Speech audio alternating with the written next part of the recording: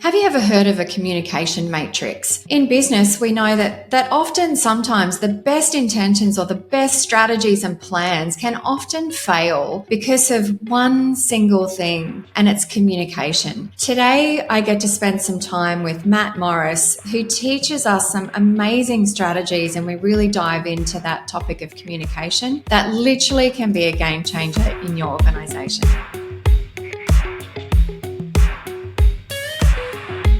Matt, tell me why business coaching for you? Oh, Michelle, thank you so much. It's great to be able to join this session with you. So, business coaching is definitely a purpose-filled role at the point, personally and professionally, where seeing the success of others is really where I find joy. And being able to see that by way of a team and the synergy of that team kind of produce more than the individual parts is just something I'm fascinated with. So the more times I can see that, the better. And coaching seems to be the perfect fit to get into those situations where there's some sort of inhibitor and they need some outside perspective. Inhibitor. So what does that, talk to me about that? Okay, so back to kind of the why of coaching is this now using our toolkits like the motivators and communication styles like this, that altruism kind of realized by way of this skill and discipline of coaching and strategy is that desire to see, group success, team success, kind of those high five moments, which you can't fabricate. It's always authentic. If you see high fives, if they're not genuine, you can certainly tell because they just don't hit right. And so those inhibitors largely fall in three main areas, which would be team, time, and money. And inside from the foxhole, sometimes we don't have kind of a battlefield perspective. So an unbiased and unemotional resource like a business coach can certainly bring clarity to something that's been a point of hindrance or a sticking point, and just ask the right question at the right moment that brings out the power of that group you're talking to or talking with. Yeah, you mentioned that battlefield perspective. I've never heard of it like that, but I love that kind of analogy. It's kind of that bird's eye view, isn't it, of what's going on? And when you're in it, it's hard to see that. So you mentioned team. I mean, I think, and the high fives. What creates that in a business? Common, like a shared understanding of what great looks like, I think, first off. So if you're bowling, right, the goal is to knock all the pins down. There's not really any confusion to say, like, well, I'm just going for the two on the right. Right. And obviously you get a turkey if you get three in a row. So like more is better. It's obvious, right? And if you have just got started, they've got guardrails. You can raise the bumpers and it'll let you get some momentum. And so I think about those things, about just that foundation of that common understanding of what a strike looks like. But there's people behind you kind of like, if you don't get a strike, you can still get a spare. So that's exciting too. Like, oh, I cleaned it up. I can be the cleanup. Like, that's still powerful. So those kind of things where the people, the game's fun. First off, you got to have a fun game to play, or it's like, why show up? The rules of the game, so you can give it your best, but everybody's kind of playing by the same rules. And sometimes the spare's okay. Like, you still got cleanup. That's still good. Let's roll with that. You got 7 more frames, and if you do real well, you get an extra roll in the 10th. So the energy stays up, and I think that culture of rowing together create.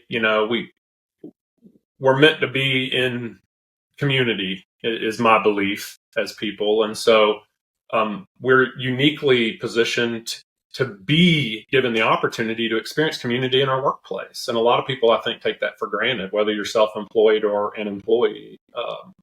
The value is the same. But the point is that group coming together, common goal, those are when you see the high fives.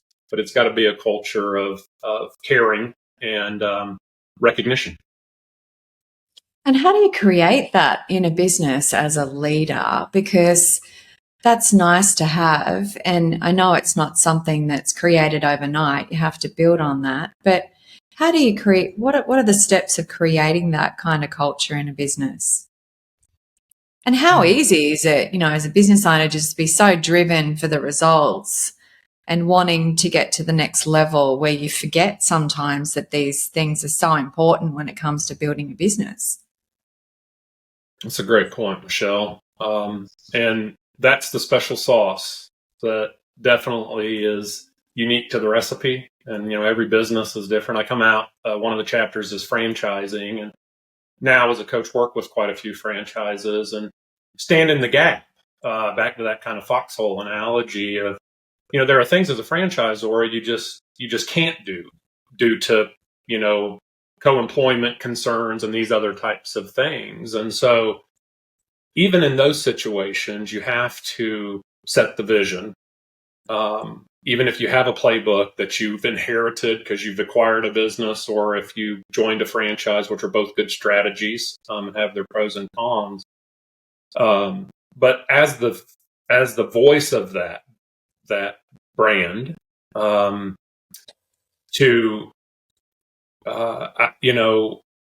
communicate clearly the core of the business, the core values, and what the problem in the eyes of the consumer, customer, client, whatever you call it in your business, what's in it for them. And that does two things. I believe it does two things. It's a good toll booth for people joining your business to stack anyone up in onboarding or in performance management against those core values. So if truthfulness and transparency and integrity are common words we would hear, then those are core. They're not negotiable. And so those have to be clear on the front end, but those need to also, in my opinion, be viewed from the voice of the customer with respect as, if you're transparent with your coworker that you're taking advantage of a client, you're misaligned to the core of the business. So it's always got to be to the best of those you're serving.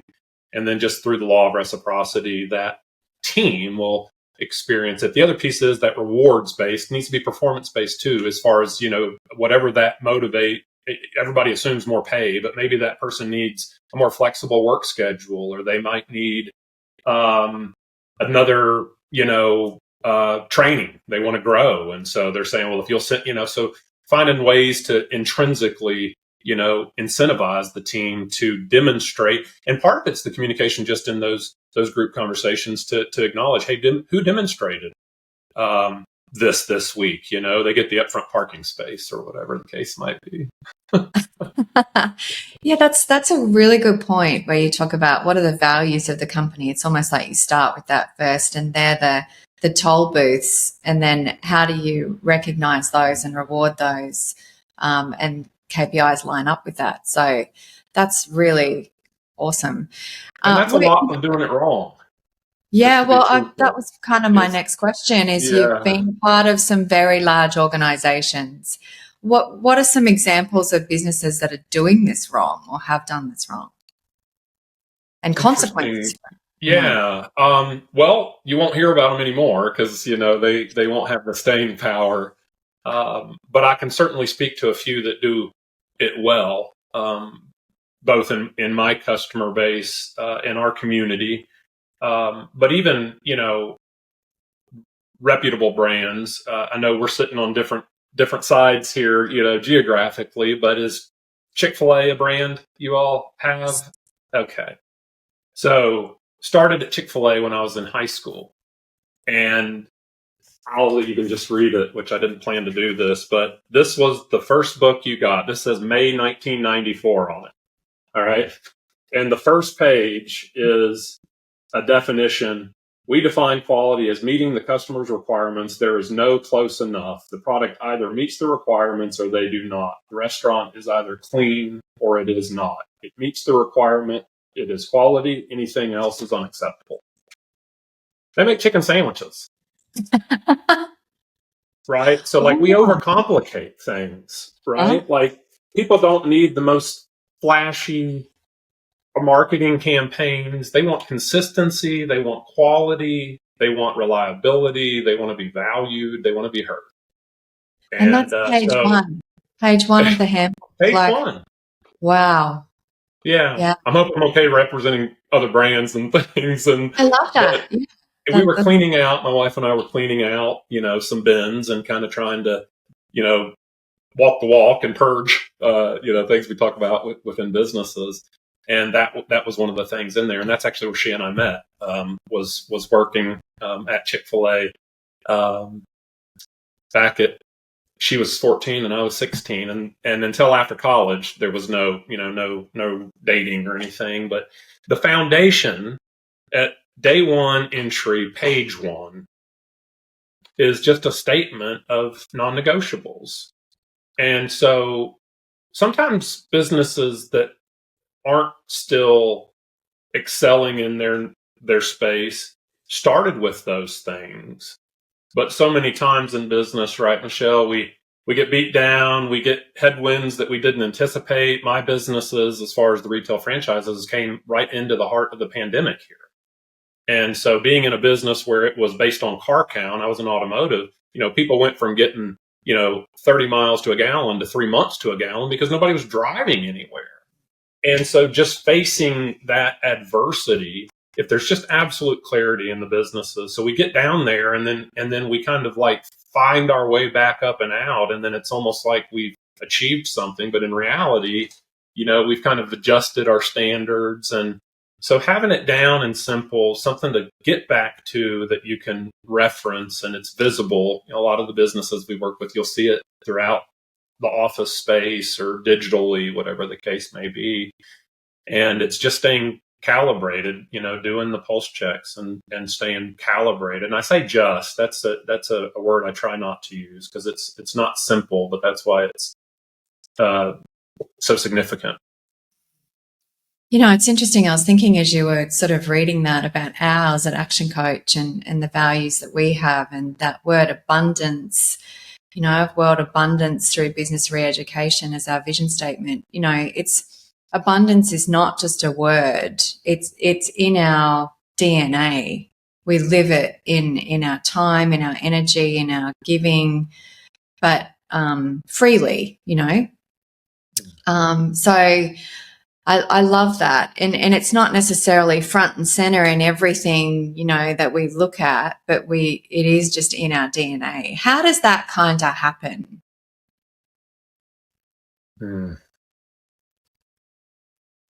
I think innately, this is a Matt belief. I believe it is put in us that there's something beyond our physical being and in our immediate space. And some of us are lucky due to environment that we grow up in soil that nourishes that. And our gift comes out of a space of support and encouragement.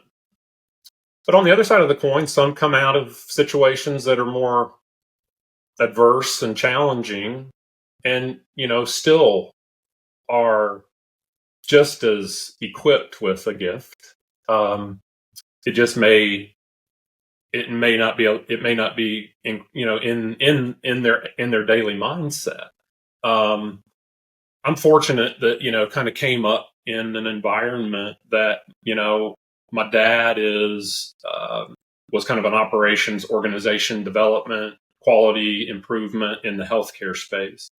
So those were the types of conversations, I had coming up was around, team, and that applied to family as well. I had three sisters, 6 people in the, so I mean, it's team effort just to get the dishes off the table. Like, all right, everybody grab something, and then, just with respect to like investing. But see, for me, that was a toward goal because that's kind of what I grew up getting to talk about. But for my dad, it was an away goal because he grew up dirt poor with a less healthy, home environment. Great, but challenge is unique. And so somewhere in there, I think, people given circumstances and our innate desire, there will become a misalignment at some point. It's different for everyone's journey. But kind of once the things that we thought brought us joy, and I use that word joy intentionally over happiness, but the things we thought might bring us joy, we find don't, or potentially we've just lost track of kind of what we got into it for. And so with that being said, I think it's getting connected to our foundation of, what are we working from, not away from, but towards. I heard it said once, work from your worth, not toward it. Wow. Work from Or your for it. Yeah.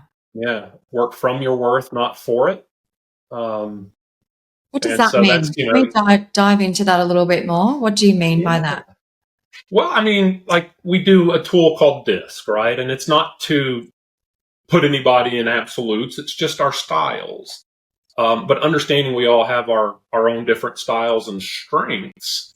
It's like a Rubik's Cube. Those four things kind of make up, the different colors. And so if we can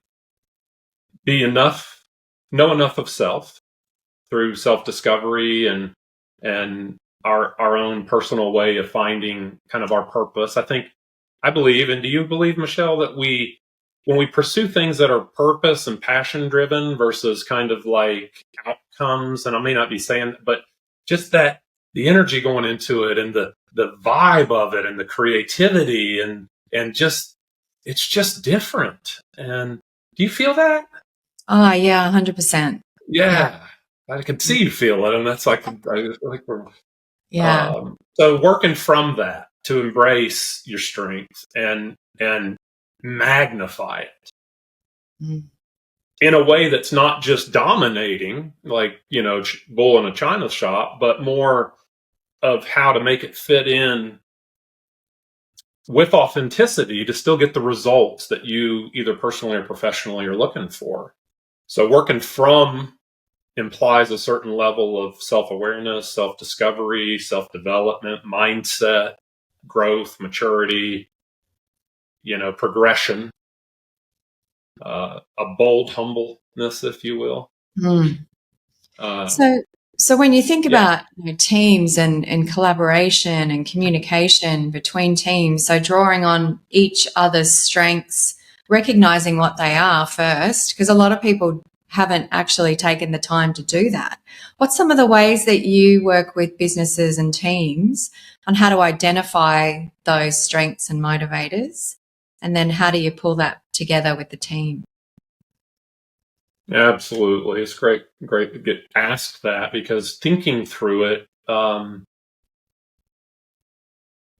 that comes with experience, I do believe, to have the ability to kind of, this is in the context of coaching specifically, to kind of come into an organization that you haven't necessarily, developed from the ground up and started with one, and then maybe one in a honey, right? Or one in a partner, and then gotten it bigger.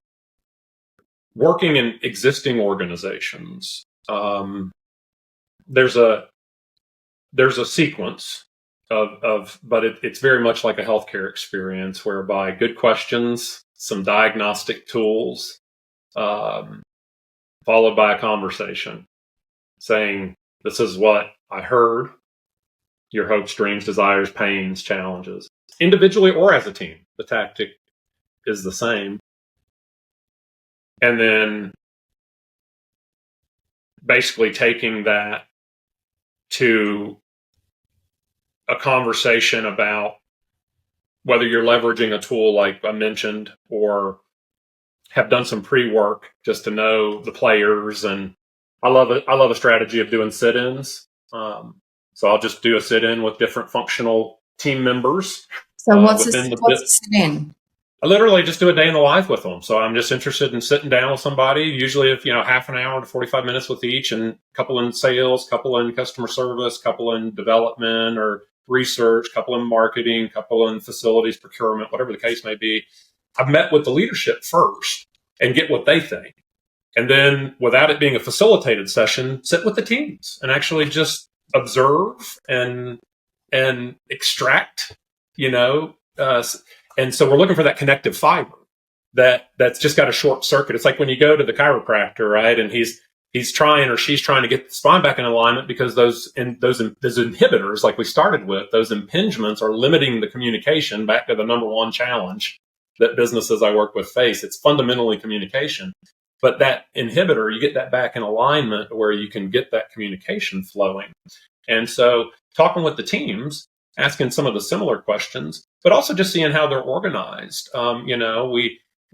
James Clear says, you're right, we don't rise to the level of our goals. We fall to the level of our systems. And it's not, flashy. I would love that it was all that X factor, but in reality, 80% of stuff should be systematized, 20% should be humanized, and let the 20% be the creative capability of the human, and let the systems run the repeat, more repetitive type thing. So the point I'm getting to is that in sitting with them, there will be some things that are revealed that then either illuminate a challenge with the process that they, having done this for as long, there's an innate, like, this is taking too long, or why do you have to go to 3 things? Why are you entering information into 4 and 5 systems? How are you communicating the next player in the sequence gets this to know it's ready? How long is it sitting there?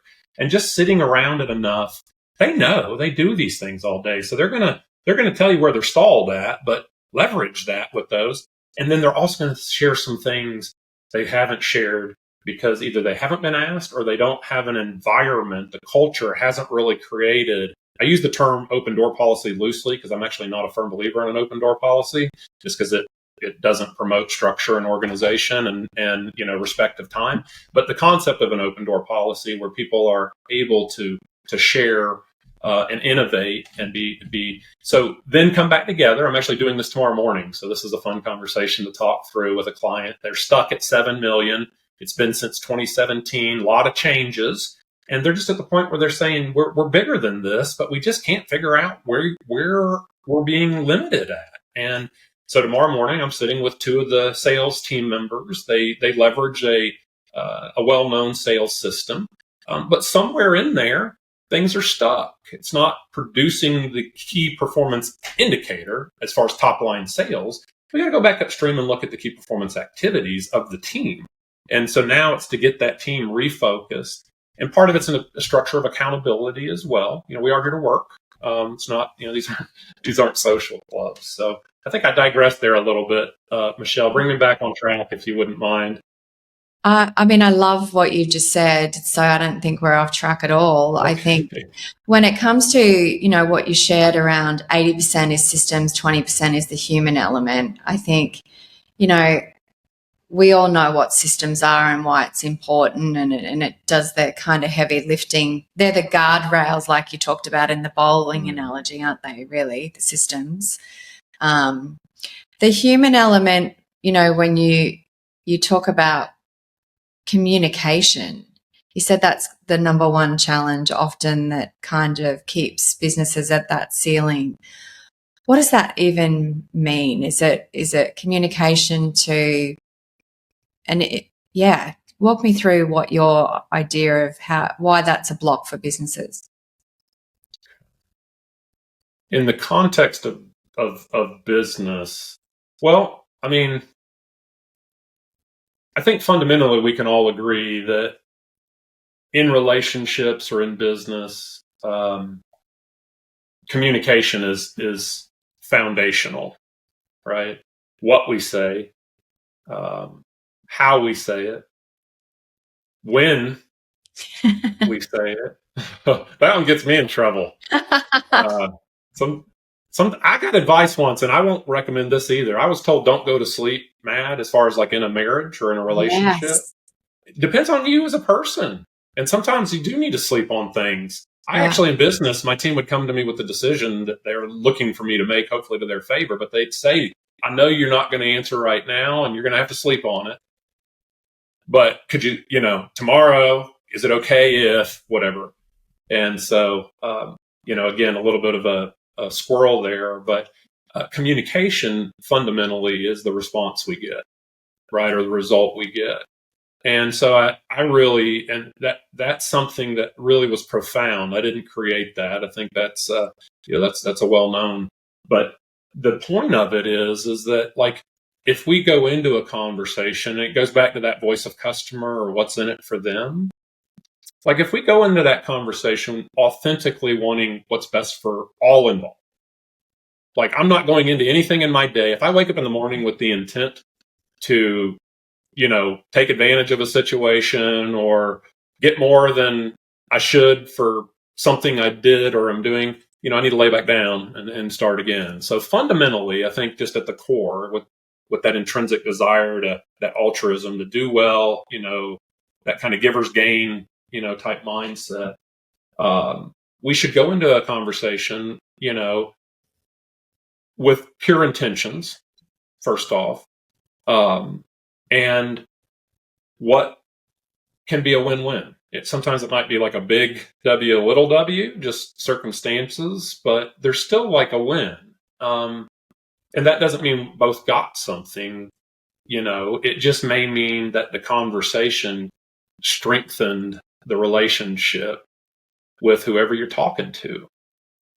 And if that conversation is being, it's kind of that like checking account, it is kind of a debits and credits type thing. And so, the only thing that gets better with time is cheese and wine, right? So, so if you have hurt someone's feelings or if you said something that didn't get the result that you were hoping for, I spent a lot of years doing this thinking like, well, I'm in the right. But this concept of like right left brain versus the right brain, the right with the world brain, right? And so I think in communication, if you're not getting the results you want, meaning you're not getting along with your coworkers or you're not getting the production from the team, or your relationship is not as healthy and supportive and collaborative and just joyful as one would hope it would be, then focus on communication, what you're saying, how you're saying it. It's called humankind.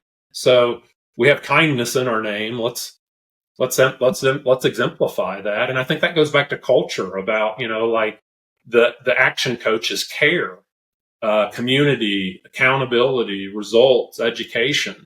It was with the previous organization and it was very, very similar. And so, these are foundational. And I think communication is, from the eye of the one we're speaking with, is, 2 ears, 1 mouth. It's that, kind of like quality control. It's, measure twice, cut once. And then be quick to recalibrate, even in the middle of a conversation. Don't be afraid in business, especially, just to say like, listen, we have an hour here. We're only 15 minutes in, but I'm not sure this has gotten us. Like, let's just make sure we're on the same page. And if that's middle layer and top layer, like back to that whole team building thing we were talking about, if there's a misalignment between the team and leadership and they're not rowing in the same direction, usually that comes down again to communication of the goal or how the goal is measured or what the expected outcome is, or oftentimes when it was expected by or in what format. So those more questions than answers seems to produce, better communication, which is the results we get. Yeah, it's interesting, as you were saying that, I was kind of really reflecting on how we see so many, leaders in organizations, below the point of power in terms of blames, excuses, denial on, they're not doing what I want, or, attitude or whatever it might be. But that statement of, communication is the response you get. It's a slap in the face in a way that often that you need, but also is empowering to know that I can get a better response or different response if I just communicate better. That's on me. I mean, what an amazing kind of tool for people, or reflection tool to have to get a better result. Yeah.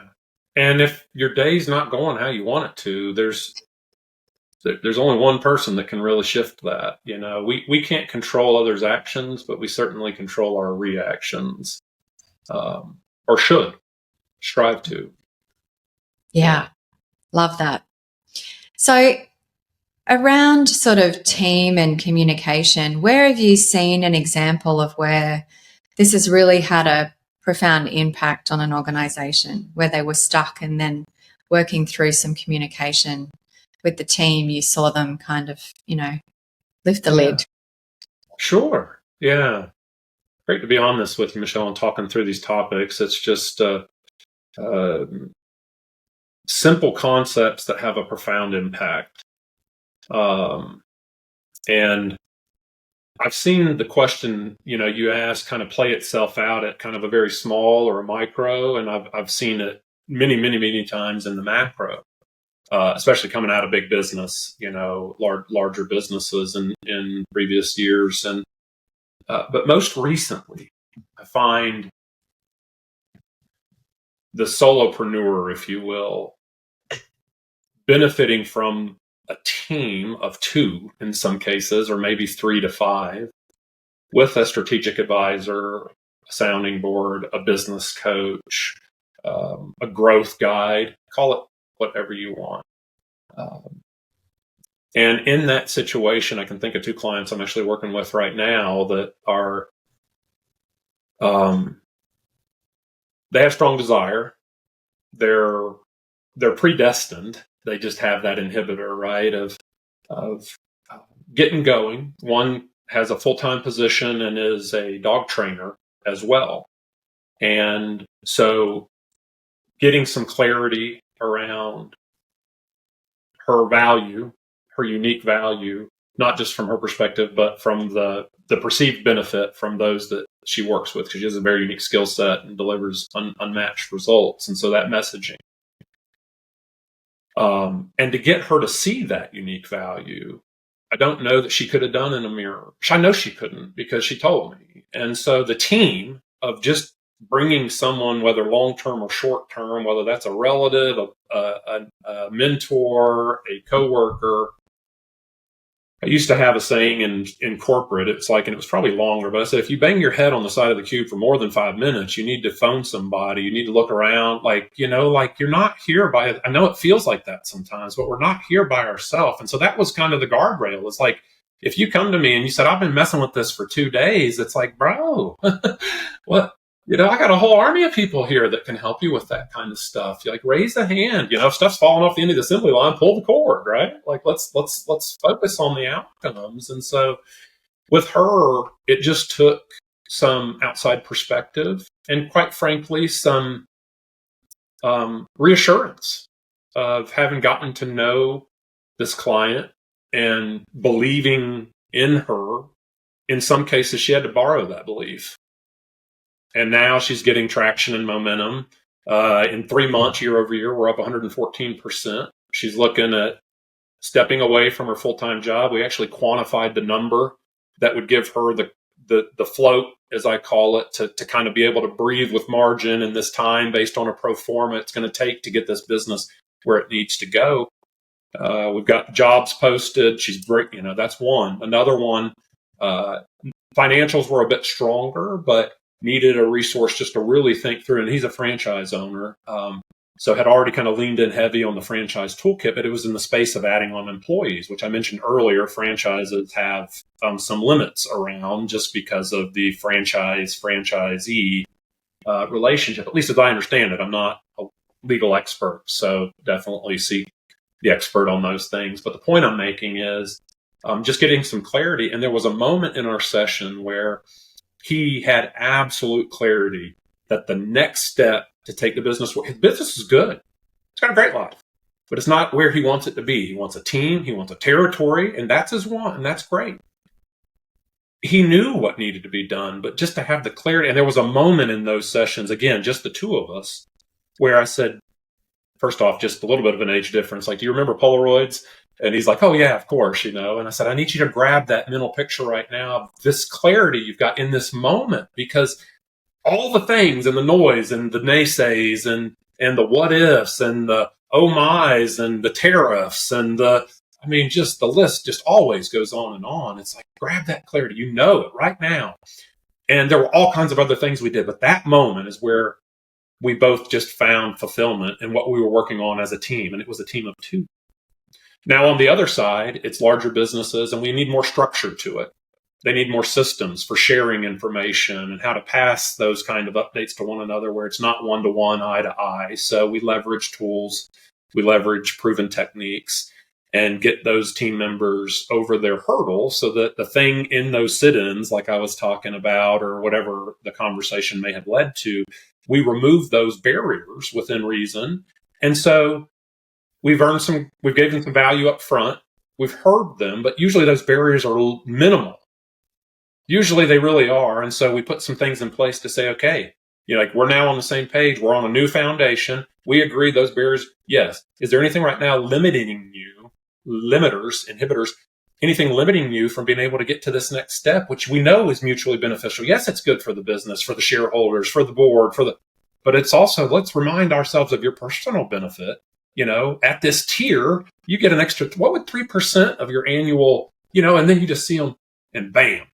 And so in the larger organizations, that's the fun part, is the power of that whole team. You can kind of step back and play coach a little bit more. You're on the sidelines.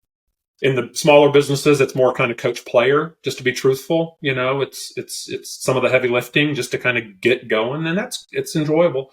On the larger side, you got more resources. You can kind of drop the change stone and see the ripple, make it all the way to the shoreline. With the solopreneur, sometimes you got to kind of pump the waves, so to speak. So, when it comes to, you see often the best strategies or intentions in a business fail because of communication. What are the kind of, best channels to kind of, especially in larger organizations and, maybe teams bigger than 5, but the layers of complexity on the communication, and then also communication styles on how you receive communication. You have to have multiple different kind of pathways for that, don't you? What's some examples of that you've seen that's worked well? That's great. Yeah, now I kind of nerd out on these types of things. My underpinnings are in project management, and so there's literally a communication matrix. So when you kick off a project, you're doing your stakeholder analysis, which are your team members, or those people that care about how well the project goes, or they're controlling the purse strings. So you need them to be on board, and you need to be able to take it to them. Nonprofits, this would literally be your board.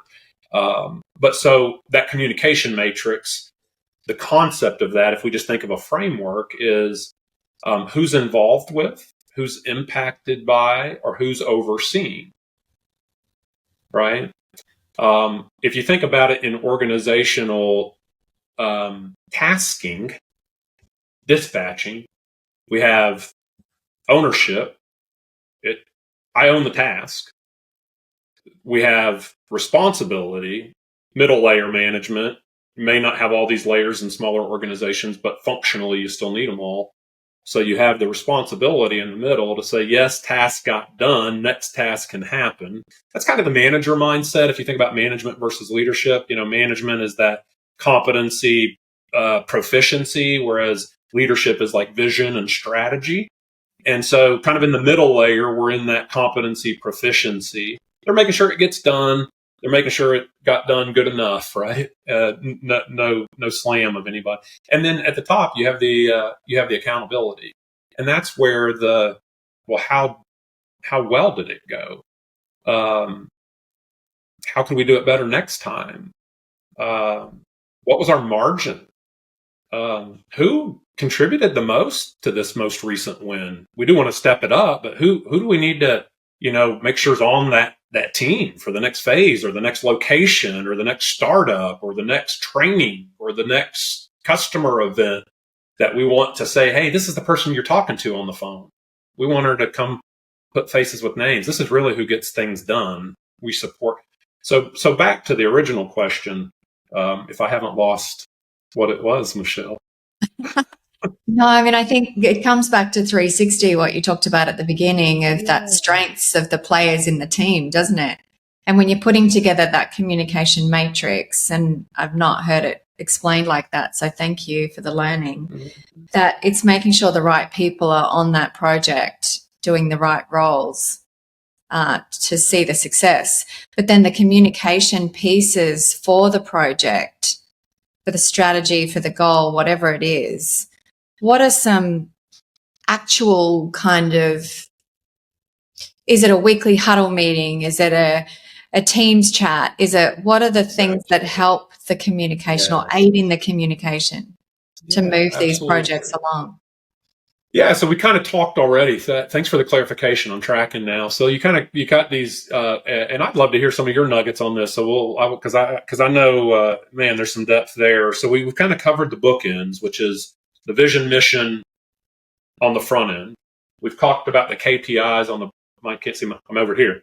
The KPIs on this end, which is the outcome, and so in the middle is that whole piece about where the work gets done, and this concept of KPIs. Again, keep it simple, maybe 2 to 3, 4, right, for the focus, and this concept of a dashboard too, right? Like if you're in your car, dashboard's like right there, front and center. They don't put the dashboard in the trunk for some reason, Michelle. I'm not. So true. I don't know why. It must be hard to see. But not only is it right there, 10 and 2, but what you need to work on automatically illuminates.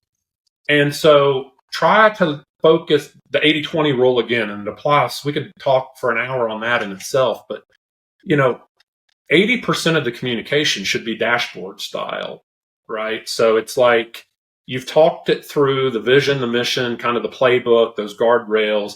You've systematized it through some test and measure. You've got some processes. You know what great looks like. And so in the era of technology, that it's that tripcord that when you're beneath desired outcome, something comes up, whether it's on a report, but there's a mechanism to deal with the outliers, right? We've gone past the point of just catching it on the regular. The red flashing light. Yeah. And that means everybody knows the rules of the game, like we were talking about earlier. Like if the light goes off, you ever had one of the lights come on your dash and you don't know what the light means? Yes. How panic stricken are you? Yeah. A lot of the ones are the tire pressure light. Used to own and operate 2 franchised auto centers, as I think I referenced. And so a lot of people come in and say like, oh my goodness, right? And it was a tire pressure light, which isn't even a safe. It's not even a safety issue, really. I mean, it's good to, but it's not like the engine's going to lock up. I mean, it's good to know. But the point I'm making is that when that light goes off, like anybody goes, do you have Krispy Kremes there? Yes. So you have hot donuts now. There's no question. Like they got hot donuts. It's time. Like now is the time. So the point I'm making is leverage your systems. People don't want to be, they don't want to deal with the mundane minutia, like those systems, right? But from an actual face-to-face communication, let's talk trades for just a moment, construction. And this applies to technology, and I'll tie it in. They have a Monday morning lot meeting. So everybody, because construction, the industry is you have your own operations in business center, but then the majority of the work is happening in and around all over the place. And so a fleet of vehicles, they go out, they do the work, and then obviously they report back. So Monday morning, have a lot meeting. This is all the foremans, all the laborers, all the leadership. And all of those are of equal importance and contribution to the business. We all just play different roles, right?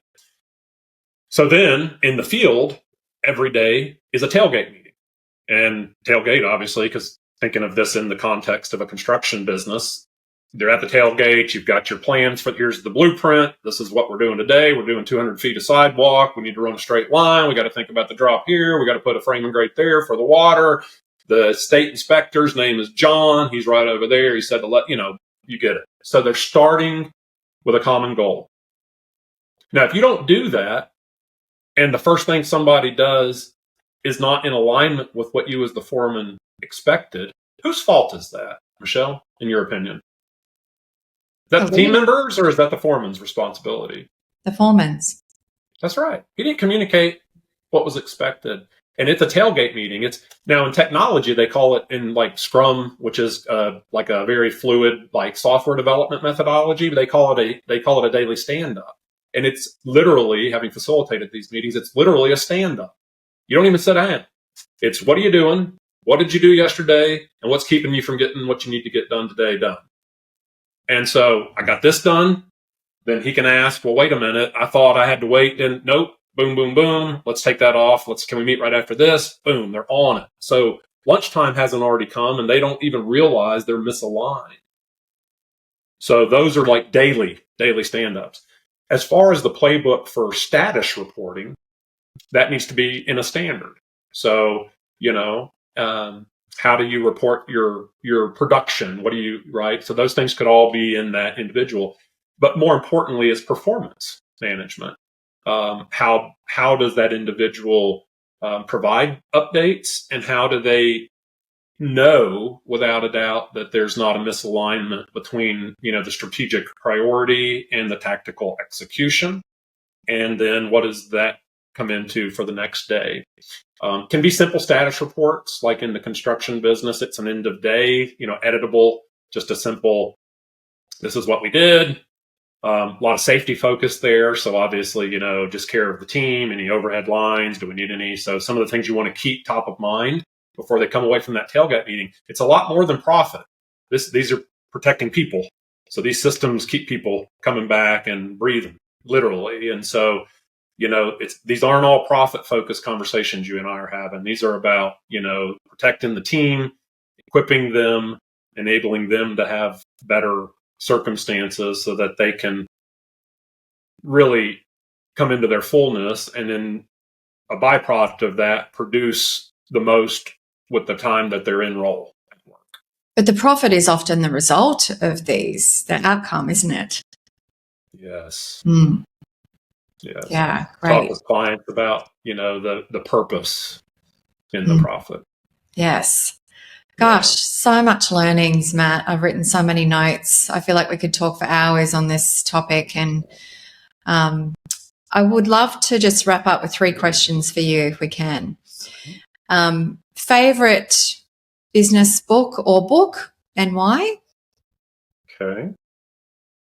I'll answer it separately, and it's kind of both. But first off, favorite book is the Bible.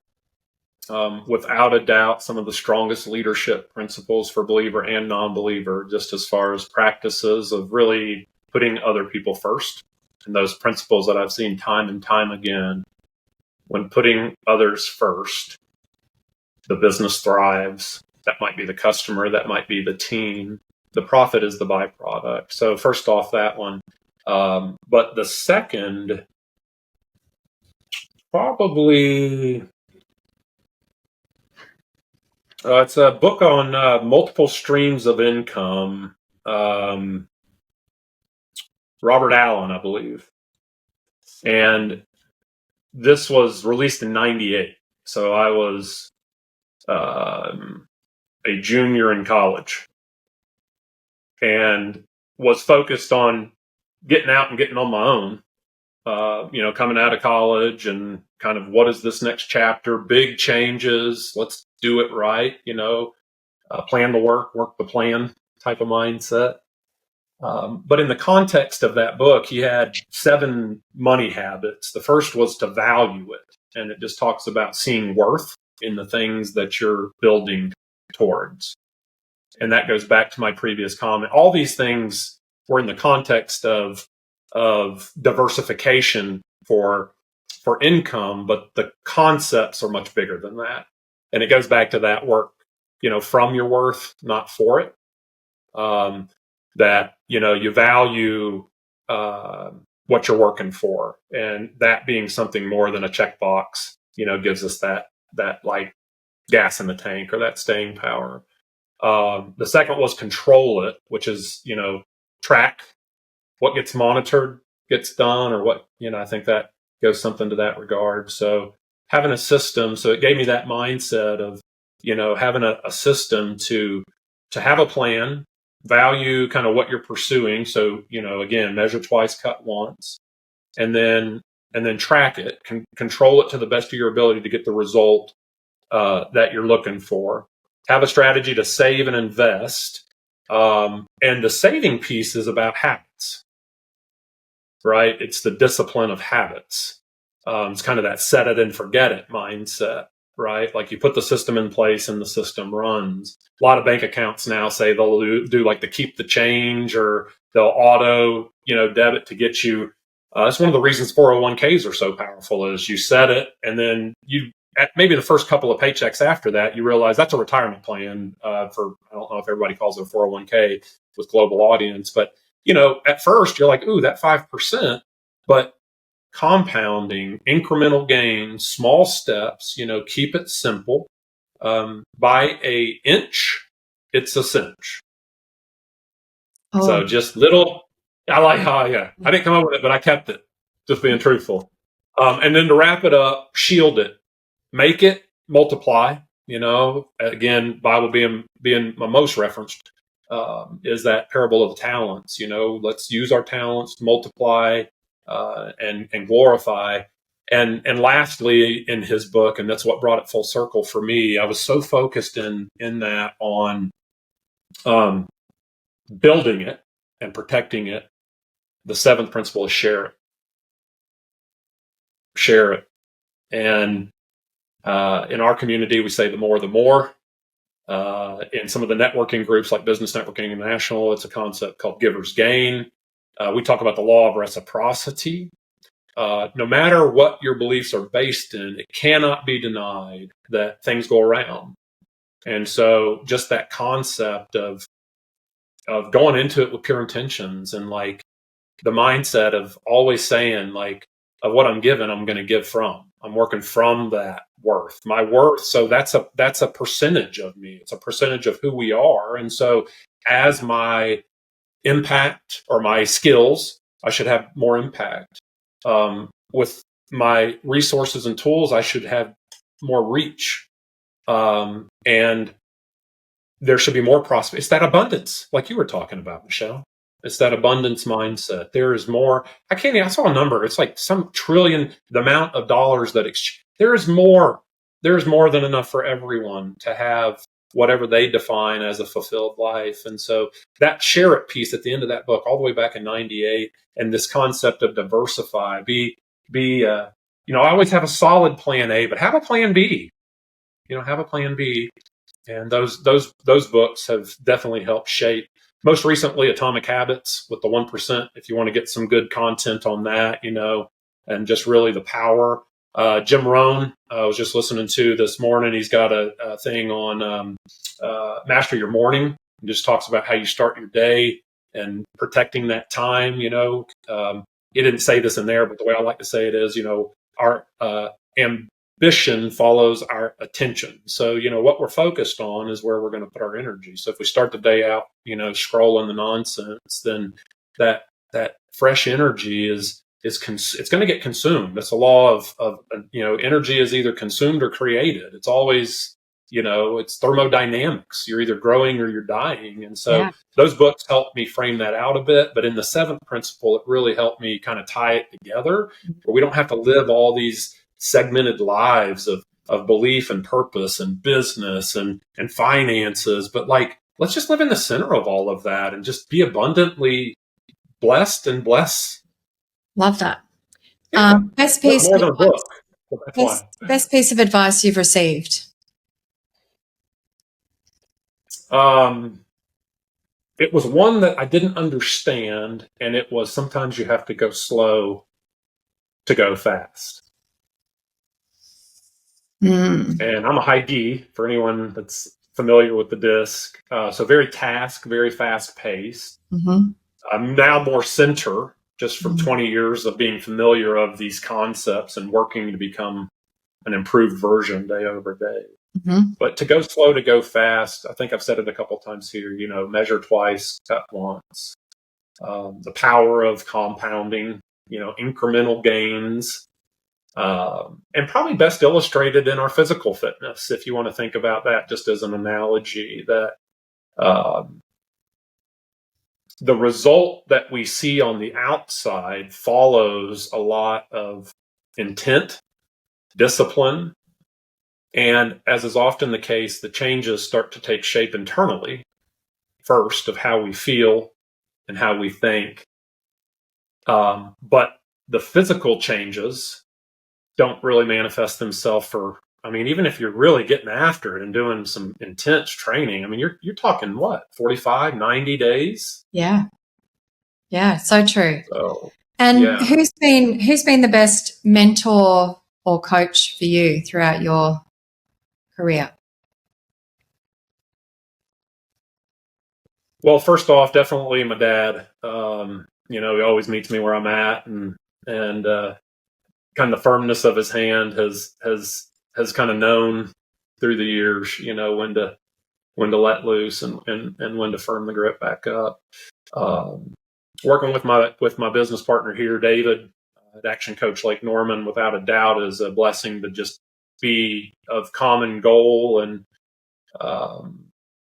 being able to be, have an accountability partner as a D go-getter, pretty independent. I love a challenge, drop me behind enemy lines type thing in business. But for anyone, listening, is whether it's, I won't even venture who it is for you. Only you can, but having someone that you want to see you as the version of yourself you're trying to be, someone that you don't want to let down, using the physical analogy again. If you say you're going to go to the gym at 8 and you wake up and don't feel like it, versus if I'm meeting you there, Michelle, and we've talked about, the routine, and I'm looking forward to seeing you, and, I'm going to show up. And so people that have showed up for me, definitely my dad, in current business, David, and there's another gentleman that I have a lot of admiration for as well, that isn't within an arm's length, but anytime that we reconnect, we just kind of pick right back up where we left off. And locally here, I'm very lucky to have a great community of not just entrepreneurs, but just a couple different groups. And, there's just a prevalence of that. It used to be those kind of groups more, but without digital, it was hard to find them. But these days, if you're looking for a group, or if you feel like at least that's a starting point to get you, nothing grows in a comfort zone. So those are the guys I can think of. And of course, a strong mom. Can't leave her out. Love that. Matt, there's been so much learning throughout this time together. So grateful for your abundance. Thank you for the learning. It's been a pleasure, Michelle, and still learning. In every interaction we get to apply those and refine them. So this was one of those opportunities for me, and I've enjoyed the conversation. Thank you so much. Thank you, Matt. Michelle Adams, your host here. Hats off to you for committing to your learning by listening to this podcast. And if you'd like some help implementing some of these strategies, then click the link in the description to find your local action coach. They can help you put these strategies into action and take your business and your life to the next level. In the meantime, like and subscribe so that you're the first to get our next episode. We'll see you soon.